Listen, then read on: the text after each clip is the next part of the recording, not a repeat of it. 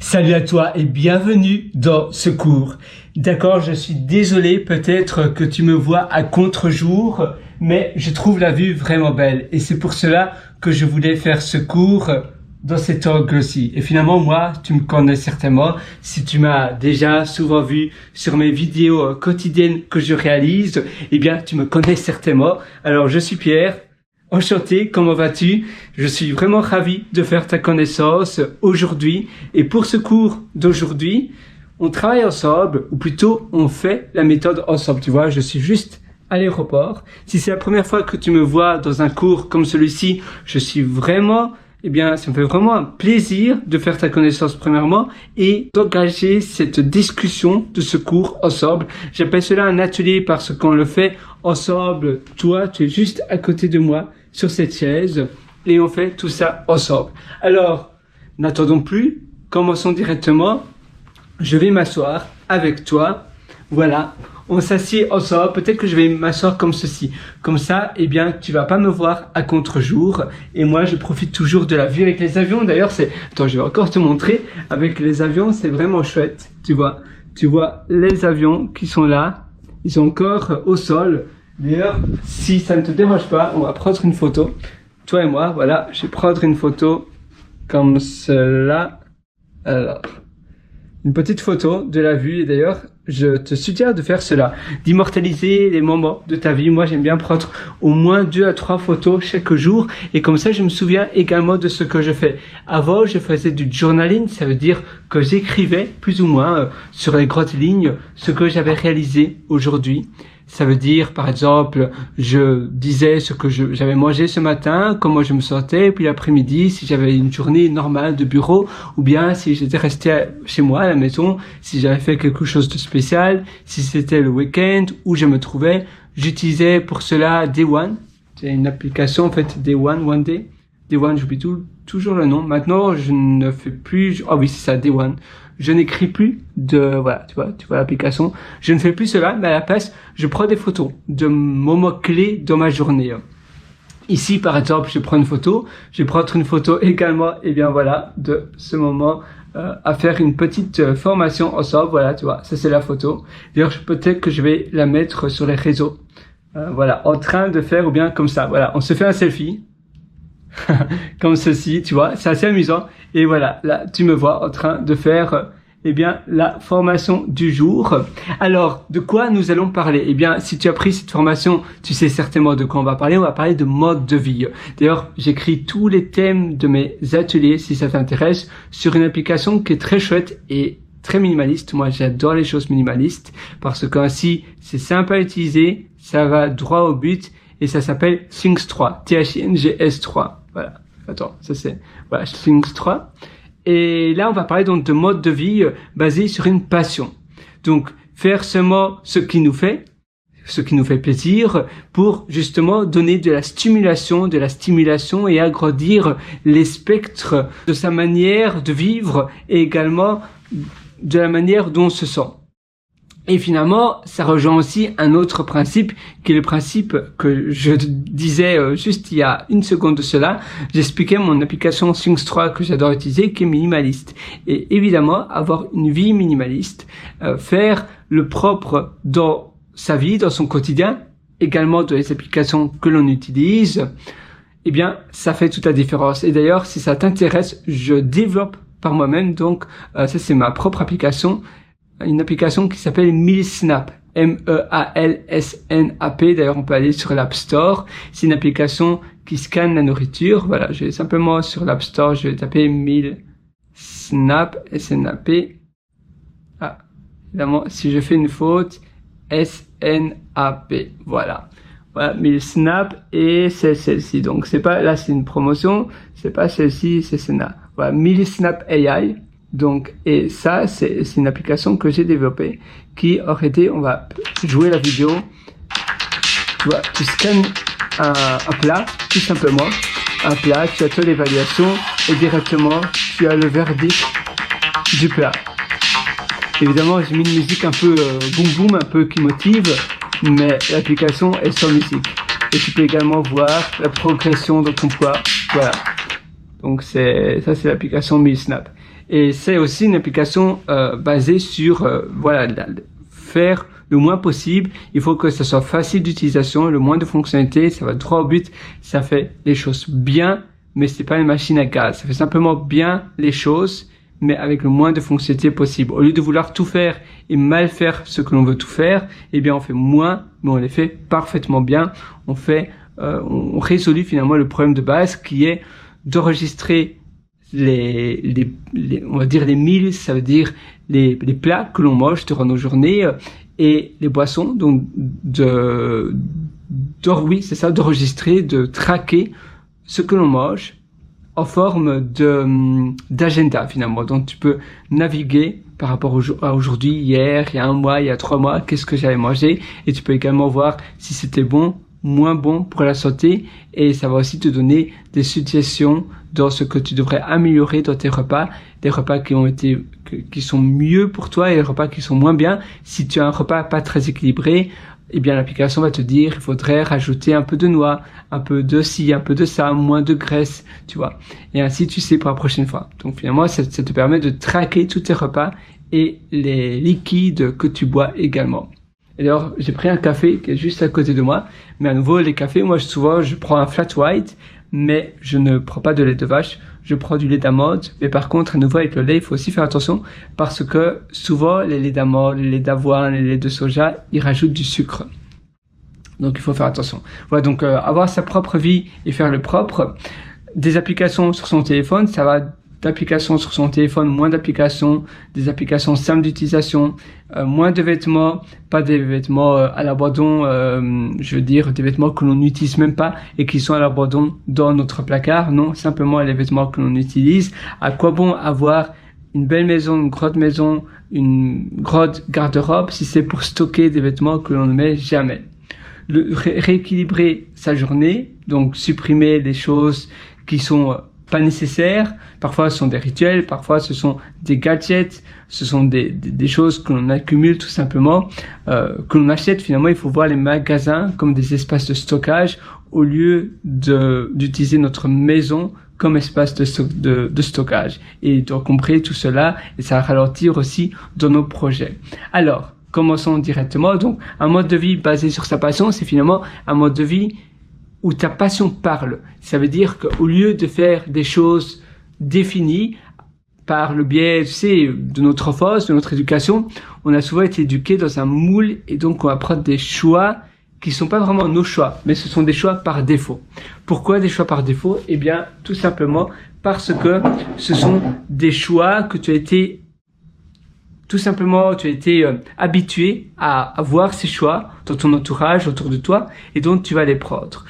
Les mêmes études similaires que peut-être tes camarades de classe, et puis après tu vas travailler dans une grande entreprise peut-être, ou une moins grande entreprise, mais pas très loin de là où tu as vécu, ça veut dire où tu es né, où tes parents ont habité, et donc tu continues à rester dans le même cercle. Et si ça te convient parfaitement, eh bien tant mieux. Mais si toi, eh bien tu préfères être indépendant, tu n'aimes pas trop travailler pour un patron, tu veux plus avoir un type de vie qui reflète ta passion. Si ta passion ce sont les avions, eh bien tu pourrais écouter plein de podcasts sur les avions. Évidemment, si tu n'as pas envie d'être un pilote d'avion, et je pense pas que tu aurais certainement envie d'être un pilote d'avion si tu penses vraiment passion, mais plus tu vas écouter des podcasts, tu vas peut-être interviewer des personnes super passionnantes, des pilotes d'avion, etc., qui vont expliquer leur métier, mais toi, tu vas pas être pilote d'avion. Tu vas simplement aimer ce moment parce que tu vas discuter d'un sujet que tu adores, sans faire le métier en question. Très souvent, on mélange passion et métier. C'est pas parce que tu es passionné de quelque chose que tu dois nécessairement faire ça comme métier. Tu es passionné de data science, donc de sciences de données et d'intelligence artificielle. Tu vas pas nécessairement être un ingénieur en data science, en sciences de données. J'en parle de cela parce que j'ai fait des études, j'ai fait un master de data science, un master de sciences de données. Eh bien, c'est pas parce que tu adores faire cela que tu dois nécessairement faire ton métier. Tu peux simplement interviewer des personnes, et en parler de cela, t'y connaître très bien, même réaliser des cours sur les sciences de données. Peut-être que tu vas simplement faire un stage dans une entreprise, mais ça va pas être ton métier principal en tant que freelance ou bien en tant qu'employé. Non, tu vas simplement parler tout toi et tu vas réaliser du contenu sur ça. Donc finalement, tu seras plus un influenceur de sciences de données.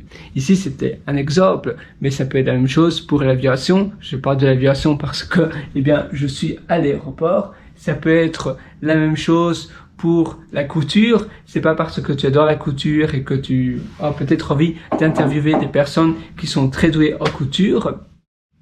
Ça, c'est une chose. Tu as créé des produits aussi sur cela.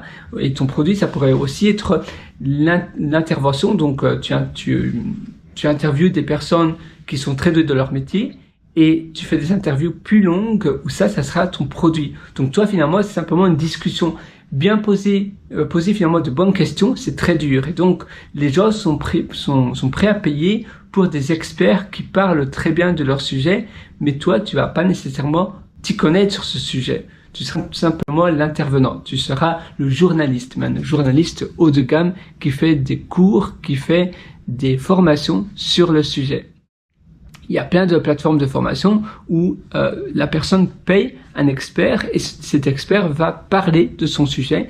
Et puis c'est la plateforme qui va vendre le cours de la personne, mais la personne qui a créé la plateforme de formation en question, eh bien elle design des formations, elle propose à des experts d'intervenir, mais la personne qui a créé la plateforme de formation, eh bien cette personne-là, sa passion, c'est tous les sujets que les experts vont couvrir, mais elle ne va pas nécessairement faire des formations par elle-même. Ce sera les intervenants extérieurs, tu vois. Et ça aussi, tu peux très bien faire. C'est pas parce que tu adores les jouets que tu dois nécessairement travailler dans un magasin de jouets. Tu peux aussi, interviewer des personnes qui adorent les jouets. Évidemment, il faut avoir un peu de notoriété pour se faire accepter. Quand tu contactes les gens pour des entretiens, il faut s'attendre à avoir énormément de noms, que personne te réponde, mais à partir du moment où tu as de la notoriété, eh bien, ces personnes-là vont dire oui s'ils savent qu'ils peuvent se faire davantage connaître grâce à toi. Finalement, c'est toujours du donnant-donnant. C'est très rare que quelqu'un va dire oui si cette personne-là ne va pas avoir un avantage pour elle. Si toi, tu as zéro trafic et que une personne va te dire oui, mais qu'elle sait qu'elle va pas plus se faire connaître par toi parce que il y a personne qui te connaît, alors elle va dire non, tout simplement. Mais par contre, si tu as énormément de trafic, que tu as beaucoup de notoriété, que tu as un poids sur scène, que tu as un poids dans le marché, ou du moins dans le domaine où tu te trouves, dans la niche où tu te trouves, alors cette personne-là va dire oui parce qu'elle sait que en acceptant l'entretien, eh bien, elle va avoir davantage, ça va faire un effet de boule de neige, cette personne-là va avoir davantage de nouvelles personnes qui vont la suivre.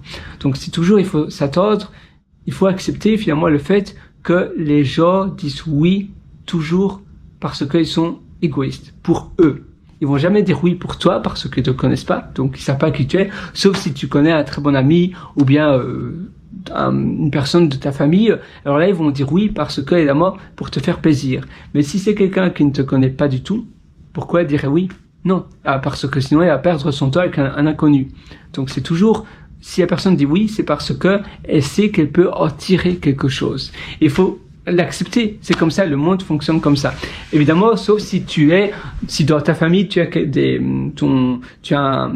une personne, tes grands-parents peut-être, ton grand-père, ta grand-mère, un membre de ta famille, ça peut être frère, sœur, parent, cousin, qui est très connu dans un sujet, eh bien cette personne-là va peut-être, ou plutôt très sûrement dire oui parce qu'elle te connaît déjà, et surtout si vous êtes assez proche. La même chose avec un collègue que tu connais très bien, alors la personne va dire oui également pour un entretien. Mais sinon, les gens ne vont jamais dire oui comme ça, simplement parce que cette personne-là veut te donner davantage de crédibilité. Il faut créer ta crédibilité par toi-même en créant des contenus, en créant des choses inspirantes. Donc oui, ça demande du temps, ça c'est vrai. Et c'est vrai que souvent, c'est décourageant parce que on a l'impression de donner de l'énergie, et il y a rien qui vient en retour. On a l'impression d'être seul dans la scène, tu vois, c'est un peu comme si tu étais à une pièce de théâtre, tu es dans la salle de théâtre et tu es le seul comédien et tu as personne qui te regardent. Eh bien, c'est un peu pareil. Ou plutôt, c'est tout à fait pareil. Mais vivre de sa passion, eh bien, l'engrenage et la mise en route n'est pas facile. Et c'est vrai qu'il y a tellement de gens sur ces plateformes de vidéos et autres. Pourquoi ta vidéo serait davantage propulsée qu'une autre? Et au plus, et d'ailleurs, moi, j'ai ce problème-là maintenant, au plus, tu as des vidéos qui ont peu de trafic, qui se noient un peu, eh bien, ça fait noyer les autres vidéos. Ça veut dire que si à un moment donné, pendant des mois et des mois, tu as quasiment 0 vue, eh bien, les nouvelles vidéos que tu vas publier auront énormément de chances d'avoir également quasiment pas de vues parce que ces algorithmes considèrent que si tes précédents contenus avaient très peu de vues, eh bien, pourquoi tes nouvelles vidéos devraient être mises en valeur par l'algorithme pour que ces vidéos-là soient vues. Non. Et donc, finalement, tu vas être un peu noyé. Et dans ces cas-là, il faut très souvent créer une nouvelle chaîne de vidéos ou bien un nouveau compte sur un des réseaux sociaux que tu vas utiliser. Ce qui est important aussi, c'est d'utiliser un canal d'acquisition pour le début. Et savoir se demander plutôt, dans ma passion, c'est lequel canal d'acquisition qui est le plus utilisé par les personnes qui sont le plus susceptibles d'être intéressées par le contenu que moi je crée. Parce que sinon, tu vas t'épuiser à faire des contenus bas de gamme sur toutes les plateformes et chaque plateforme a un code spécifique, un peu une identité spécifique et tu ne crées pas les mêmes contenus pour chaque plateforme. Il faut être expert c'est un peu comme un community social manager. Toi, tu n'es pas un community social manager. Il faut être expert de domaine, de marketing, de réseaux sociaux pour pouvoir savoir exactement quel type de code utiliser. Mais au contraire, si tu sais que toi, parce que tu connais tellement bien dans ta passion, tu sais sur quel réseau tu irais, TikTok, Instagram, Snapchat, YouTube, quoi d'autre, Threads, X, voilà, tu sais le seul que toi tu utiliserais pour voir le type de contenu que tu as créé et lequel tu aimes bien utiliser aussi parce qu'il faut aussi que tu aimes l'utiliser, eh bien tu vas choisir celui-là. Et donc tu vas sélectionner rien que celui-là et tu vas tout miser dessus. Évidemment, si tu te fais bannir, quoi faire? C'est pour ça qu'il faut toujours garder une backup de toutes les vidéos et de tous les textes que tu vas créer. Parce que sinon, en effet, tu n'auras plus rien. Et ça, c'est aussi une catastrophe. Mais ça aide énormément. Donc, faire cela, eh bien, crois-moi, ça va te permettre d'avancer et d'aller beaucoup plus loin dans la création et dans la génération de contenu. Moi, donc, je te suggère de commencer par ça. Donc, pour tes contenus passion, pour ta vie, finalement, tu sais, la vie, si tu n'es pas passionné par ta vie, eh bien, c'est le vide. Tu as l'impression d'être dans une pièce et tu as l'impression d'être seul et misérable. Et c'est seulement quand ça commence à décoller que là, tu te motives. Donc, simplement persévérer, mais vivre de sa passion et finalement être l'acteur de sa vie, non pas subir sa vie, c'est le plus important. La vie est tellement courte. À quoi bon subir sa vie? Il y a tellement de gens qui subissent leur vie, mais la vie, c'est perdre des journées, c'est perdre de la vie. Et la vie, c'est un train qui ne s'arrête jamais. Il est déjà en route, le train. Il va pas t'attendre.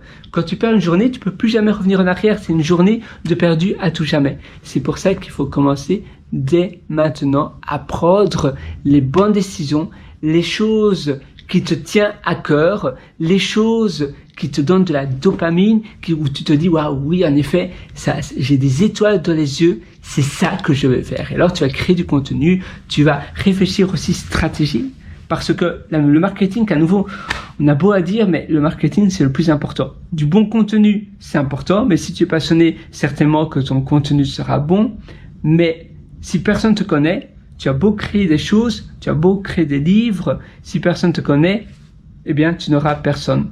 Donc, il faut commencer par te dire, voilà, d'abord, je crée donc évidemment une communauté, une famille en ligne. Je crée des produits, je crée un produit, je crée quelque chose pour vendre.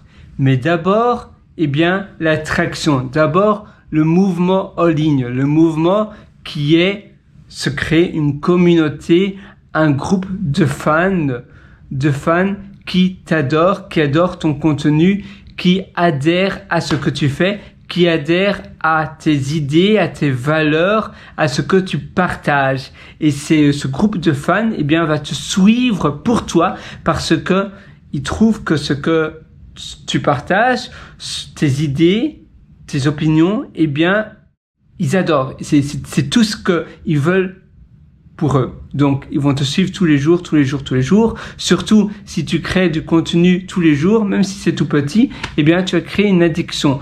C'est pour cela que je te suggère également de publier un contenu à la même heure, toujours à la même heure, ou même si tu sais pas le faire tous les jours, et évidemment, tu peux planifier maintenant de nos jours, on sait planifier la publication de contenu très facilement sur quasiment toutes les plateformes de réseaux sociaux.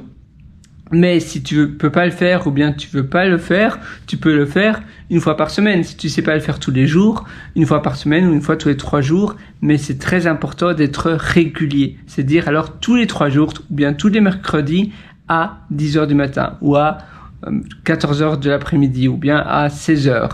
Et ainsi, tu vas créer une régularité et une habitude. Et les gens, eh bien, vont savoir après un certain moment, ah oui, tiens, cette personne-là, elle publie tous les mercredis à 18h une vidéo ou bien un texte super intéressant et je sais que je vais apprendre quelque chose. Ça peut même être un email, par exemple. Un email, ça fait aussi partie du canal d'acquisition. Ou bien ça peut être un Substack. Tu sais, un Substack, c'est une plateforme pour partager des emails. C'est pas vraiment des emails. En fait, ça fait l'envoi d'emails, mais ça, c'est un peu comme c'est autre Medium. Je ne sais pas si tu connais la plateforme de blog Medium et l'email, donc la mailing list. Et sur Substack, tu envoies un message, un contenu qui sera aussi après en ligne via les personnes peuvent aller via l'URL en ligne, donc accessible via un navigateur internet, mais également via l'application iOS et Android Substack. Et tu peux également créer un espace, comment ils appellent ça, un subscription, c'est-à-dire un abonnement où les gens vont payer pour avoir accès à d'autres newsletters qui partagent, voilà, qui sont un peu plus premium, donc qui vont offrir davantage de valeur ou bien qui vont aller davantage en profondeur. Et ça, c'est quelque chose que je te recommanderais de faire aussi. Donc, de voir quel est à nouveau le canal le plus important. Attention, un seul d'abord pour commencer, soit Substack, soit Medium. C'est vrai que de nos jours, ça fonctionne plus très bien. Donc, Medium, je ne te conseillerais pas. Soit YouTube, soit Snapchat, je te le conseillerais pas non plus. C'est en chute en ce moment. Il y a de moins en moins de monde. Facebook, je te conseillerais pas non plus. Maintenant, ça dépend si il y a du monde toujours, donc c'est mieux, même s'il n'y a pas autant de monde que sur d'autres réseaux. Mais si tu adores ce réseau social-là et que toi, tu sais que tu as des personnes cibles, nichées qui sont sur cette plateforme-là, alors vas-y. Évidemment, Facebook, c'est un peu tout le monde et c'est aussi un peu en déclinaison. Mais voilà, maintenant, c'est à ton choix. Ça va pas non plus disparaître du jour au lendemain comme ça. Sinon, tu as Threads, tu as Instagram, qui est chouette aussi, tu as TikTok, et bien évidemment, tu en auras plein d'autres dans le futur. Mais choisissant un maintenant, donc tu peux en choisir un maintenant, et puis après, tu vas développer ton mouvement comme ça, ta famille en ligne, et à partir de là, tu vas, vendre un produit dans peut-être 2 mois, 3 mois. Ça, c'est plus ou moins le bon milieu. D'abord, tu vas partager du contenu extrêmement intéressant.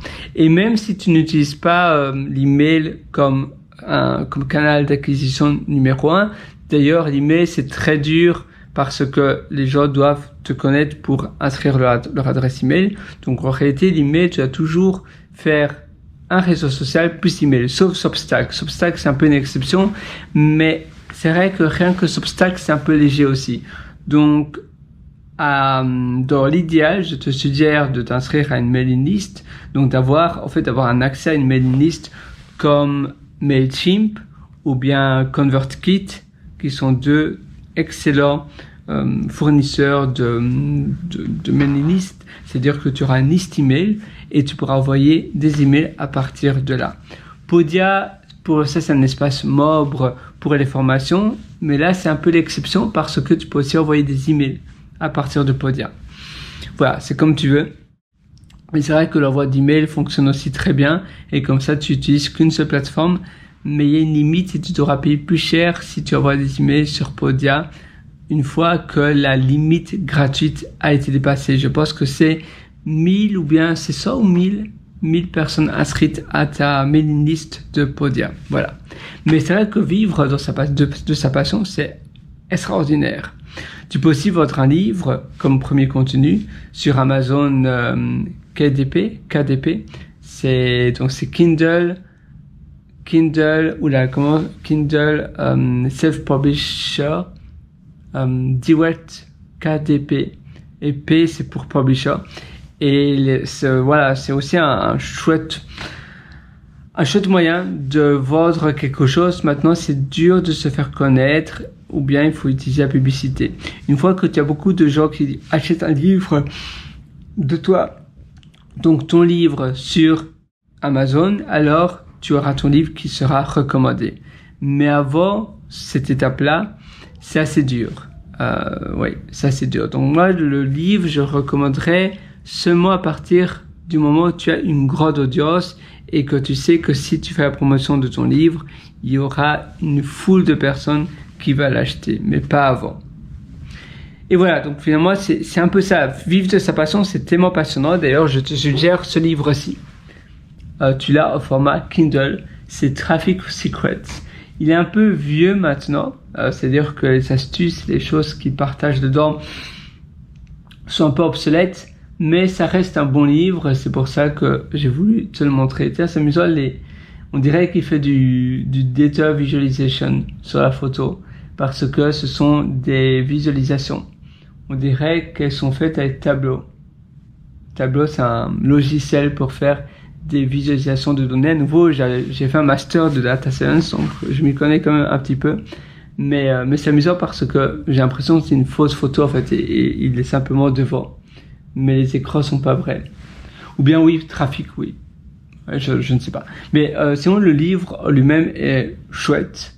Mais tu peux trouver mieux de nos jours. Maintenant, sinon c'est une base. Toutes les choses de Russell Brunson sont bien, à l'exception, j'ai envie de dire, de ClickFunnels. ClickFunnels, c'est vraiment usine à gaz et je ne recommanderais pas spécialement d'utiliser ClickFunnels. Surtout de nos jours, c'est plus trop mis à jour et ça bug assez fort. Voilà, donc c'est sur ton amélioration, sur ton quotidien, c'est de vivre de sa passion. Et aussi, comme je te disais, le minimalisme, c'est très important. C'est-à-dire avoir moins de choses, ça va te permettre de faire davantage. Parce que l'encombrement cérébral, eh bien, il vient avant tout d'encombrement dans ta vie personnelle. Que ça soit de complexité des outils que tu utilises, que ça soit de toi, c'est-à-dire parfois on a du mal à faire la séparation entre les événements qui viennent et notre vie. Et donc, on a directement de la pollution mentale, il y a notre manager qui nous a mal parlé et ça va nous triturer le cerveau pendant des jours et des jours. Il y a quelqu'un peut-être qui t'a frappé, oui ça arrive, voilà, de la rue où tu as une agression. Évidemment ça je le souhaite à personne, mais ça arrive et après si tu n'arrives plus à vivre à cause de ça, eh bien finalement tu seras doublement victime. Tu as déjà été victime de l'agression en question, que ça soit verbal ou physique, mais deuxièmement, surtout pour les hypersensibles, après tu es un peu comme si tu étais, comment on pourrait dire ça, tu es pris en possession de cette pollution mentale. Donc tu es envoûté ou oui, tu es hanté par ça. Et être hanté par de la pollution mentale ou de choses que tu dois faire, le stress également, c'est horrible. Donc faire la séparation, se dire maintenant, c'est maintenant. Demain, je ferai autre chose. Les problèmes de demain, c'est pour demain, c'est pas pour aujourd'hui. Et les problèmes d'aujourd'hui, c'est pour aujourd'hui. Et savoir faire la séparation, c'est la lumière ne fonctionne pas. Savoir faire la séparation des deux, de savoir, de se dire aujourd'hui, je fais bien la séparation. C'est un peu comme quand tu formates ou bien quand tu as des disques durs qui sont séparés. Aujourd'hui, c'est cloîtré, c'est aujourd'hui, demain, c'est demain, après-demain, c'est après-demain. Parce que si je stresse déjà des problèmes de la semaine prochaine, eh bien, comment je peux bien vivre aujourd'hui? Et ça, c'est un travail quotidien qu'il faut faire. Ça va pas venir comme ça par magie, mais petit à petit, tu dois travailler sur ta personne, sur ce que tu peux faire pour mieux vivre, pour reprendre le contrôle dans ta vie. Parce que c'est facile de se faire noyer par, à nouveau, toute la monticule de pollution, de complexité, d'outils. Parfois, quand notre intérieur est rempli de piles, rempli d'encombrements, bien comment on peut bien vivre? Même si on a l'impression de bien vivre, c'est très dur de bien vivre. C'est pour cela qu'il faut apprendre à faire le propre mentalement, sur son téléphone, sur la complexité des choses que l'on a, que ça soit dans son business ou bien chez nous, dans notre maison, avec notre moitié, avec notre famille. On ajoute très souvent de la complexité, des habitudes, des choses à se dire, des choses qu'il faut faire, tout simplement parce que ce sont des manies, ce sont des choses qu'on a pris le temps de faire. Envoie-moi un message quand il faut faire cela, envoie-moi ceci quand il faut faire cela, envoie-moi aussi un autre message quand je ne suis pas à la maison et s'il est 20 heures passées. Eh bien, tout ça, c'est bien beau, mais ça ajoute de la charge mentale. Ah, je ne dois pas oublier d'envoyer un message à un tel. Parce que si je n'envoie pas ce message-là, l'autre personne va être stressée parce qu'elle s'attend que j'envoie un message à ce moment donné parce qu'il y a une manie, une routine et une habitude qui a été créée. Il faut simplement se dégager de ça. C'est pas être mauvais ou pas bien dans ces relations, c'est tout simplement être libre parce que ça vient impacter notre mental. Et cette charge mentale, elle ne mérite pas d'être présente. Donc il faut tout simplement dire à l'autre personne, voilà, ne t'attends plus à recevoir un message de moi et tu lui expliques ou tu lui dis la vraie raison derrière. Si cette personne ne comprend pas, alors ça veut dire qu'elle ne respecte pas ton temps, elle ne respecte pas ta liberté mentale, ton espace de pensée mentale qui devrait être la chose de base que tout le monde doit posséder. Et donc, voilà, il faut tout simplement lui dire non, moi, c'est comme ça, tu dois me respecter, sinon, c'est comme si tu me traitais comme de la merde, mais vraiment, il n'y a pas d'autre mot. Donc, il faut faire le propre et il ne faut plus ajouter quelque chose dont les gens extérieurs vont s'attendre de toi. Si tu réponds directement à la seconde à tous les messages, les gens vont s'attendre directement à ce que tu répondes. Si tu réponds toujours 3, 4, 5 jours plus tard, eh bien, ils vont s'attendre à cela et donc leurs expectations, leurs attentes vont se modifier, vont se mouler à ton caractère. En fait, on a des attentes différentes par rapport aux gens. Si il y a quelqu'un qui est tout le temps disponible, notre attente c'est ah oui, cette personne-là est tout le temps disponible, je vais lui demander ça ou ça ou ça, parce que on sait que cette personne-là est très rapide. Mais toi, c'est ta vie avant tout, et donc si les gens s'attendent à ce que tu n'es pas rapide dans tes interactions, eh bien au moins tu auras davantage de liberté pour toi, parce que les gens vont se dire ben voilà, je vais pas envoyer un message à Pierre-Henri parce que il ne va pas directement répondre. Et tant mieux pour moi, tu vois. Tant mieux pour moi parce que je ne veux pas avoir ce poids, je ne veux pas avoir cette charge mentale où on va s'attendre quelque chose de moi. Ah, j'ai vu un avion dans l'air, c'est amusant, de ce qu'on attend de moi et que moi, je ne veux pas avoir un poids et même une corvée de faire quelque chose rien que parce que je me suis peut-être engagé à dire oui par politesse, mais en réalité, je n'ai pas du tout envie de le faire. Donc c'est ça finalement, la liberté, le propre dans sa vie, et ça fait aussi partie de vivre une vie avec passion.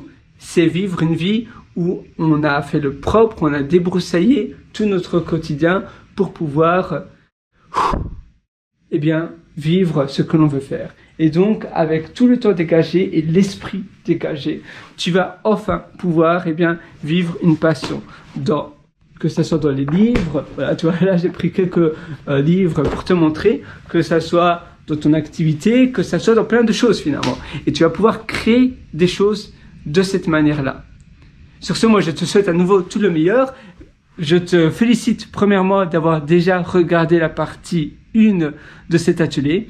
Donc, ce que je te propose de faire maintenant comme plan d'action, c'est directement regarder quelles sont les choses dont je suis ultra passionné, comment je peux monétiser ma vie grâce à cela, grâce à cette passion que j'ai, cette passion qui est débordante, et également se dire, c'est pas parce que je suis passionné de quelque chose que je dois en faire un métier. À nouveau, comme ce que je te disais préalablement, tu peux inviter des professionnels à faire cela. Et toi, tu es l'organisateur. Tu peux faire des interviews. Et à nouveau, tu es l'organisateur. Donc, si tu es passionné, tu peux en parler, tu peux écouter également des professionnels en parler de ce sujet-là, et ainsi tu vas prendre du réel plaisir, tu vas prendre du vrai plaisir à écouter ces gens ultra intéressants dans un sujet que toi tu adores, mais tu dois pas nécessairement en faire un métier, toi, travailler dans ce domaine-là, dans cette matière-là. Deuxièmement, dégager de l'espace dans ta maison, chez toi, dans tes possessions, vivre une vie minimaliste, ça va aider davantage à vivre de cette passion, parce qu'ainsi tu vas créer tout cela sur des bases propres. Tu vas également remarquer comment tu pourras avoir davantage de temps dégagé. Et du temps, c'est pas non seulement comme ce que je te disais, c'est pas seulement du temps, mais c'est aussi tout le temps que tu passes à ne rien faire à cause des ruminations, à cause des rassasiements cérébraux que tu pourrais te faire. Et parfois, on rassasse, on réfléchit et on fait semblant de faire une tâche, mais parce que on rumine tellement que la tâche, elle va à la vitesse d'une tortue, ou bien on ne fait rien, on réfléchit et on n'avance pas. Ou bien tout simplement tu continues à faire la tâche en question plus ou moins rapidement, mais tu la fais mal parce que tu n'es pas 100% présent. Et dans la qualité de ce que l'on fait, ça commence par cela. C'est pour cela que vivre une vie minimaliste où tu te bases toujours sur l'option la plus simple, le chemin le plus court et le chemin où tu as le moins de complexité possible, où tu as le moins de choses, de procédures qui sont inutiles, qui ne devraient pas être là, tout ça, si tu supprimes tout cela, il n'y a plus que toi, tes pensées et ta passion. Et c'est tout. C'est tout. Rien que ça. Donc moi, c'est tout ce que je te souhaite, c'est de faire cela. Sur ce, je te souhaite absolument tout le meilleur. Je sais que tu vas réussir à nouveau. Et d'ailleurs, tout est dans la tête, tout est dans le mindset. Et comme ce que je te disais, parfois, chez toi, tu peux aussi te créer des playlists de musique pour générer une atmosphère, sur mesure. Pourquoi je vais dans mon sac à dos? Tu sais d'ailleurs, toute ma vie, elle tient dans un sac à dos, si ça t'intéresse. Et rien que de se sentir aussi léger, pour un déménagement, il ne faut pas se prendre la tête avec des camions de déménagement, avec des caisses et des caisses et des caisses. On gagne tellement de temps aussi. Et ce temps, tu peux l'utiliser à faire davantage de choses, à te former, à créer du contenu, à créer des business, tu vois. Ceci, c'est mon créateur d'atmosphère. Je mets des playlists spécifiques que j'adore, qui me parlent, et ça, ça change tout. Donc, ça c'est mon téléphone. J'aime bien, tu vois, les thèmes comme ça avec une tasse, voilà. Et ce que je vais te montrer ici, c'est encore plus dingue. Donc, je vais simplement mettre le Bluetooth, voilà. Je fais comme ceci. Ah, ça veut bien aller. Come on, voilà. Je mets mon Bluetooth, ça va se connecter. Et par exemple, je vais mettre une playlist. Alors, on y est presque. Si ça veut bien trouver la playlist en question. Parfois, parfois c'est le problème avec les iPhones. Pour l'une ou l'autre raison, ça peut être très lent. Et ça peut être d'ailleurs très récalcitrant. Alors.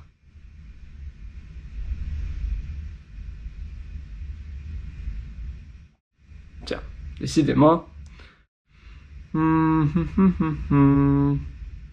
Eh bien, bear with me. Tu vois, complexité, c'est dans un dossier, dans un sous-dossier, quelque part. Et tout ça, en effet, ça ajoute de la complexité. La complexité, comme toujours, eh bien, c'est mauvais. Les possessions, ça ajoute du stress. Ça ajoute du stress, de l'angoisse. Ça ajoute, mine de rien, pas mal de choses qui ne devraient pas avoir lieu.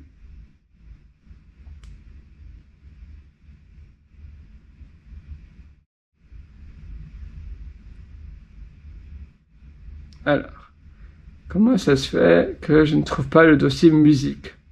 Tu vois, en réalité, j'avais mis un raccourci, mais ce raccourci, avec l'iPhone, ça arrive qu'il se lève. Et ça aussi, je devrais, trouver une meilleure manière de faire les choses pour pas perdre de temps. Là, j'essaie de sélectionner un dossier et ça veut pas aller non plus.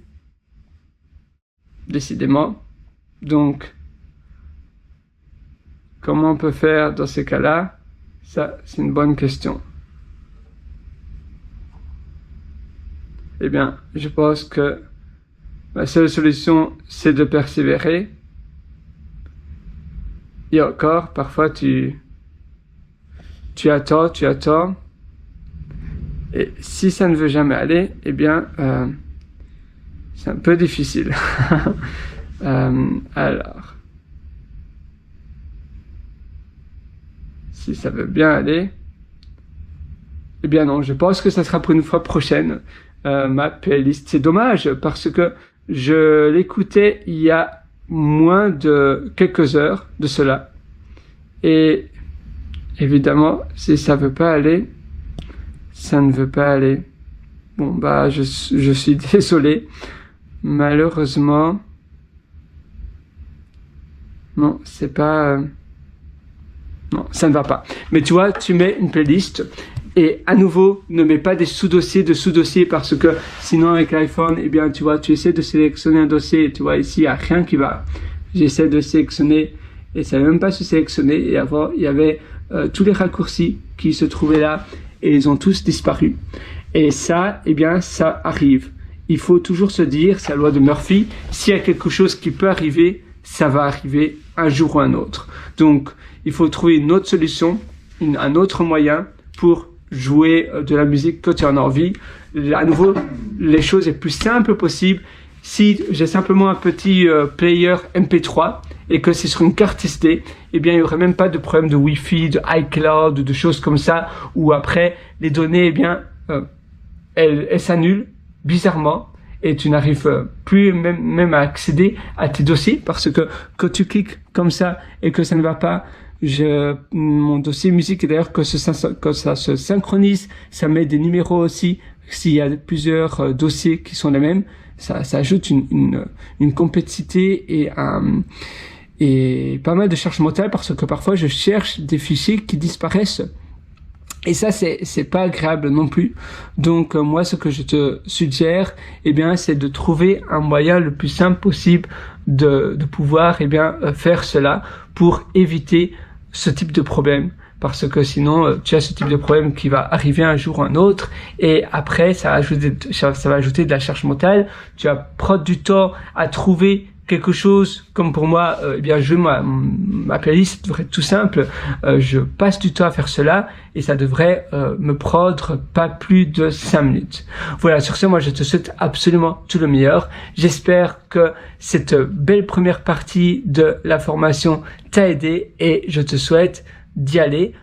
Commence dès maintenant. Ne te dis pas, ah oui, c'est intéressant, mais je vais peut-être le faire demain. Non, ça ne sert à rien de remettre à plus tard ce que tu veux faire aujourd'hui. Le meilleur moment pour passer à l'action, c'est aujourd'hui, c'est pas demain. Alors, vas-y dès maintenant. Il n'y a pas d'excuse à se faire. On a tous 10 minutes dans une journée. 10 minutes, eh bien, on prend tous notre douche ou brosser nos dents. Alors, si tu as le temps de brosser tes dents, si tu as le temps de prendre ta douche, tu vas pas te dire, ah, aujourd'hui, j'ai vraiment pas le temps, je prends pas ma douche, je ne brosse pas mes dents. Donc, si tu as le temps de te brosser les dents, tu as le temps de passer 10 minutes à une demi-heure pour vivre de ta passion, pour faire le propre chez toi, pour supprimer la complexité qui ne sert à rien. Comme ici, mon téléphone, je vais m'acheter ici directement cet après-midi un lecteur MP3 pour le connecter à mon enceinte Bluetooth. Et d'ailleurs, même le Bluetooth, c'est embêtant parce que parfois, ça se connecte pas directement. Il faut recharger tout ça. Tu vois, c'est de la complexité. C'est un peu comme la souris et le clavier Bluetooth d'un ordinateur. D'accord, il n'y a pas de câble, mais il faut penser à les recharger, etc. Et tout ça, eh bien, c'est de la pollution mentale. Tu peux aussi utiliser les wireless chargers. Donc les wireless chargers, ce sont les chargeurs qui sont sans fil, où tu déposes simplement et ça se charge. Ça, c'est déjà mieux. Mais si après ça fonctionne pas ou si ça fonctionne pas très bien, alors il faut simplement utiliser ce qui fonctionne le mieux. Pas ce qui est le plus moderne, pas ce qui est le plus tendance, mais ce qui a le moins de risque d'être en défaillance ou si c'est quelque chose qui est très fashion mais qui a pas mal de risques de tomber en panne, à quoi bon? Parce qu'à nouveau, c'est de la charge mentale quand ça tombe en panne. Ça fonctionne pas, il faut racheter un nouvel appareil, il faut aller chez le réparateur, tu vois. Tout ça, c'est de la pollution mentale que tu aurais pu éviter autrement. Alors voilà, moi je te souhaite absolument tout le meilleur et une prochaine. Ciao!